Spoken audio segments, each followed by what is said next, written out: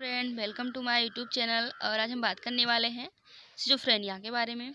तो सबसे पहले हम देखेंगे कि जो सिजोफ्रेनिया होती है वो क्या होती है। Schizophrenia is a functional psychotic disorder characterized by alteration in behaviour, thinking, emotion, mood without change in consciousness. यानी सिजोफ्रेनिया जो है फंक्शनल साइकोटिक डिसऑर्डर है। इसमें जो पर्सन होता है उसकी बिहेवियर, थिंकिंग और इमोशन और मूड जो होता है वो अल्टर्ड हो जाता है, यानी चेंज हो जाता है। और उसकी जो कॉन्शियसनेस है वो चेंज नहीं होती है, बट उनके जो थिंकिंग और बिहेवियर और इमोशन होते हैं वो अल्टर्ड हो जाते हैं, यानी बदल जाते हैं। एंड यूजिन ब्लूलर, जो कि एक स्विस साइकियाट्रिस्ट थे, इन्होंने 1908 में बताया था सिजोफ्रेनिया के बारे में। एंड देन आता है एज ग्रुप, यानी जो सिजोफ्रेनिया है किस एज ग्रुप वाले पीपल को अफेक्ट करता है। तो वह 15 to 25 year. And male female की बात करें तो दोनों में जो बराबर अफेक्ट करता है, यानी अगर एक मेल फीमेल को होगा तो एक मेल को होगा।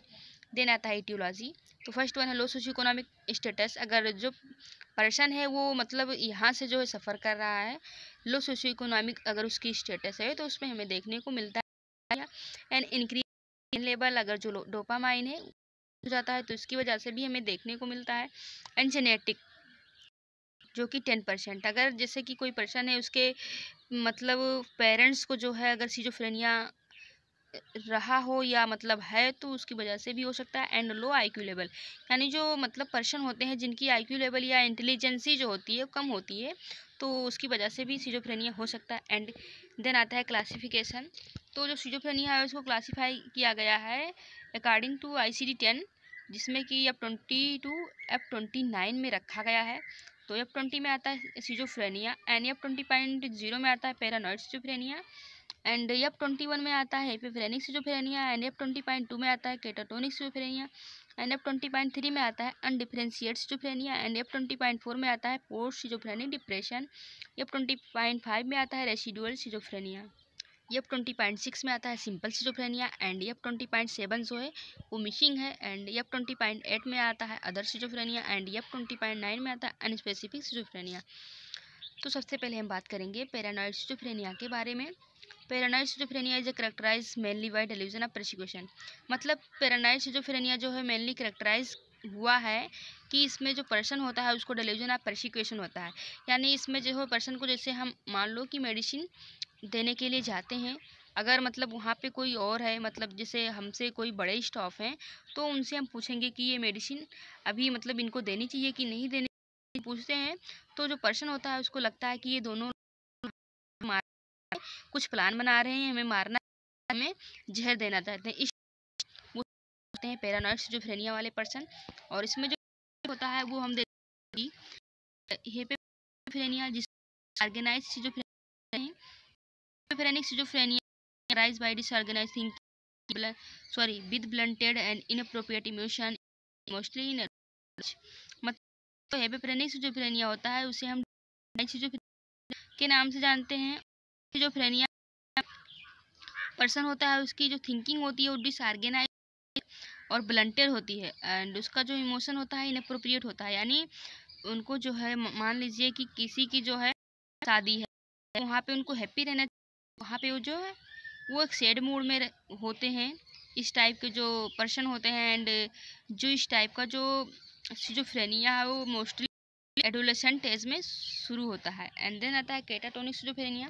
तो केटा मतलब होता है, यानी कि होता है उसकी मसल टोन जो होती है वो डिस्टर्ब हो जाती है। देन आता है इसमें टोनिक स्टूपर हमें देखने को मिलता है केटाटोनिया में। इसमें क्या होता है कि वो एक ही पोजीशन में खड़े रहते हैं। एंड केटाटोनिक एक्साइटमेंट में होता है कि जैसे कोई आर्टिकल्स है वहाँ पे रखा है तो उसको फेंकने लगते हैं, और जो उनकी कपड़े होते हैं मतलब खुद के जो कपड़े होते हैं उसको फाड़ने लगते हैं इस वाली कंडीशन में।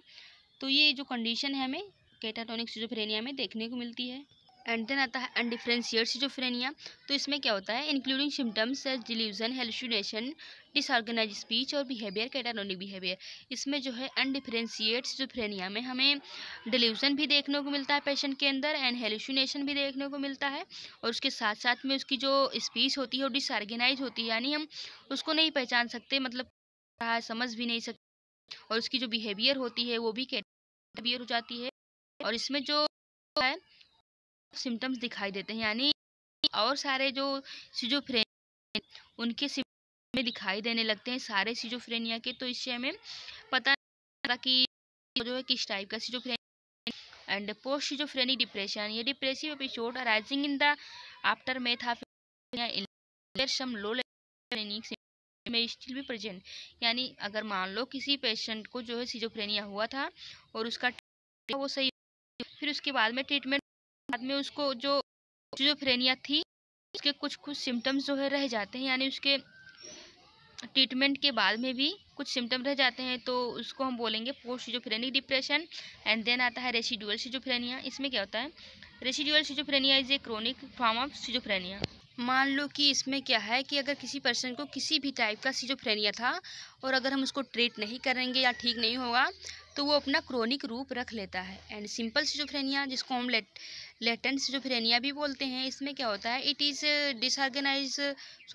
characterized by negative symptoms such as avulsion, apathy, anhedonia, reduced affect display, lack of initiative, lack of motivation, low activity with the absence of hallucination or delusion of any kind. मतलब जो simple schizophrenia होती है उसमें person जो होता है उसको अफेथी feel होती है, यानी वो जो है किसी चीज़ को करने में इंटरेस्ट नहीं ले पाता है। और एनीडोनिया यानी उसको जो है सही टाइम पे, यानी जहाँ पे उसको खुशी होना चाहिए वहाँ पे खुश नहीं हो पाता, जहाँ पे उसको सैड होना चाहिए वहाँ पे सैड नहीं हो पाता है। एनीडोनिया का मतलब होता है and reduce affect display and lake of initiative, lake of motivation, उसमें मोटिवेशन की भी कमी आ जाती है और जो उसकी एक्टिविटी होती है वो भी कम हो जाता है। बट इसमें जो हेलुसिनेशन और डेल्यूजन होता है वो नहीं होता है सिंपल सिजोफ्रेनिया में।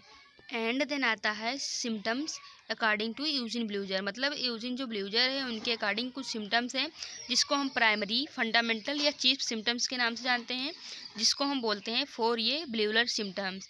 4A ब्लूलर सिम्टम्स को भी बोलते हैं क्योंकि इसमें जो वर्ड हैं, जो सिम्टम्स हैं वो ये से स्टार्ट होते हैं, जैसे कि ऑटिज्म, एम्बीवैलेंस, एसोसिएटिव डिस्टर्बेंस और लूजेंस, अफेक्टिव इनअप्रोप्रिएट। ऑटिज्म का मतलब होता है डे ड्रीमिंग, मतलब जो सिजोफ्रेनिया वाला पर्सन होता है वो डे ड्रीमिंग करता है, मतलब दिन में सपने देखने लगता है। एंड एम्बीवैलेंस, एम्बीवैलेंस का मतलब होता है कि एक ही पर्सन के प्रति और एक ही टाइम पर अपोजिट फीलिंग आने लगती है। एंड एसोसिएटिव डिस्टर्बेंस और लूजेंस, मतलब इसमें ग्रुप ऑफ थॉट आने लगता है, मतलब बहुत सारी जो है थॉट आने लगती है इस कंडीशन में। एंड अफेक्टिव इनअप्रोप्रिएट, मतलब जहाँ पे उन्हें सैड होना चाहिए वहाँ पे सैड नहीं हो पाते हैं, जहाँ पे उन्हें हैप्पी होना चाहिए वहाँ पे हैप्पी नहीं हो पाते हैं। एंड सेकेंडरी सिम्टम्स है कुछ, जिसमें disorder of thinking, disorder of perception and disorder of motor activity and auditory hallucination हो जाती है। And according to recent concept, जिसमें कि हमें 4 सिम्टम्स मेनली देखने को मिलते हैं, जैसे positive symptoms, negative symptoms and cognitive symptoms. जो पॉजिटिव सिम्टम्स है उसमें है डेल्यूजन, इसमें होता है डेल्यूजन ऑफ परसिक्यूशन, इसमें पर्सन को लगता है कि जो सामने वाला बंदा है वो हमें मारने की प्लान बना रहा है। एंड हेलुसिनेशन मेनली होता है ऑडिटरी हेलुसिनेशन। देन है आता है निगेटिव सिम्टम, जिसमें अपेथी, यानी जो पर्सन होता है उसमें इंटरेस्ट जो है कम हो जाती है। एनीडोनिया, वो मतलब टाइम पर ना खुश हो पाता है ना सैड हो पाता है। एंड एबिलेशन और एलोगिया, एलोगिया का मतलब होता है स्पीचलेसनेस, मतलब वो सही तरीके से बोल भी नहीं पाता है।